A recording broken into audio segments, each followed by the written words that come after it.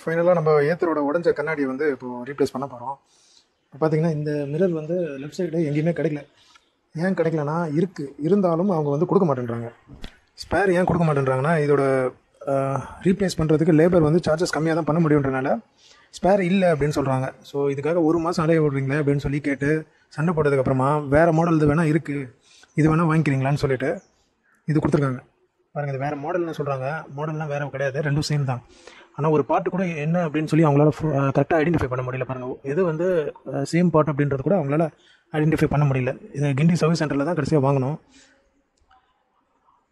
ரெண்டுமே சேமாக தான் இருக்குது.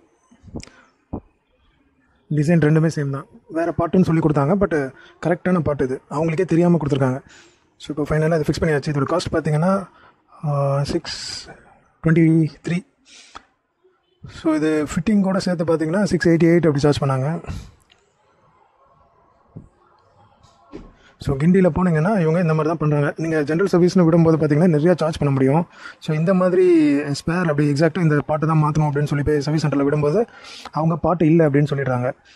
ஏன்னா இதுக்கு வந்து நிறையா சார்ஜ் பண்ண முடியாதுன்றனால இல்லைன்னு சொல்கிறாங்க. இது சர்வீஸுக்கு விடும்போது அப்போ நீங்கள் ஏதாவது சேஞ்ச் பண்ணணும்னு சொன்னீங்கன்னா அப்போ மாற்றி கொடுத்துட்றாங்க.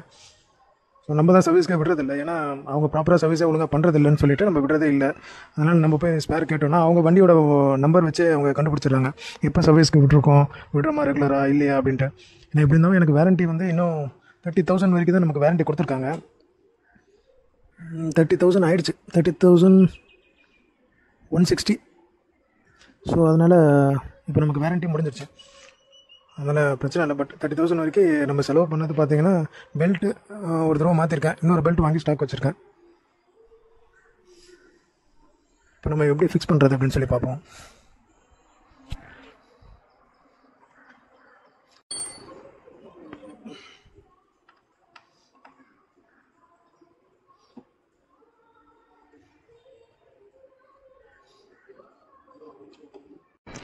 அவ்வளோதான், சிம்பிளாக தான் இருக்கும். ஸோ இதை மாற்றுறதுக்கு ஸ்பேர் கிடைக்க மாட்டேங்குது இந்த கம்பெனியில். இதோட காஸ்ட் பார்த்தீங்கன்னா மேனுஃபேக்சரிங் காஸ்ட் ஒரு 100 இல்லை 200 தான் இருக்கணும். ஏன்னா இப்போ அந்த வண்டிக்கெலாம் பார்த்தீங்கன்னா அவ்வளோதான் இருக்கும். ஸோ அந்த மாதிரி டைப் மிரர்லாம், ஸோ அது வந்து ஸ்க்ரூ பண்ணுற மாதிரி இருக்கும். இது இந்த மாதிரி இருக்கனால இது கிடைக்க மாட்டேங்குது. இது இந்த மாடல் மட்டும் தான் இதுக்கு மேட்ச் ஆகும், வேறு எதுவும் நம்ம ஆல்ட்ரு பண்ணவும் முடியாது.